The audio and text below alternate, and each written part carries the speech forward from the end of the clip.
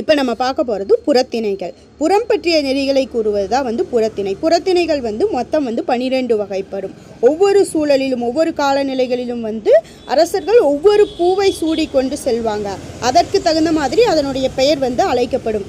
வெச்சி பூவை சூடிக்கொண்டு ஆணிரைகளை கவர்தல் வெச்சித்திணை. கரந்தை ஆணிரைகளை மீட்டல். வஞ்சி பகைவர் நாட்டை கைப்பற்ற செல்லல். காஞ்சி மாற்றரசனோடு எதிர்த்து போரிடுதல். நொச்சி கோட்டையை முற்றுகையிட்ட பகையரசனோடு போரிடுதல். உளினை மாற்றரசனின் கோட்டையை சுற்றி வளைத்தல். தும்பை 2 பேருமே வலிமையை நிலைநாட்ட இரு அரசர் போரிடுதல். அதில் வெற்றி பெற்றவங்க வாகைப்பூவை சூடிக்கொள்வாங்க. வெற்றி பெற்ற மன்னன் சூடுவது. பாடான் அப்படின்னா ஒரு அரசனினுடைய கல்வி, வீரம், செல்வம், புகழ், கருணை இவற்றையெல்லாம் போற்றி பாடுவது. பொதுவியல் வெச்சி முதல் பாடான் வரை உள்ள புறத்திணைகளில் உள்ள பொதுவான செய்திகளை கூறுவது தான் பொதுவியல் திணை.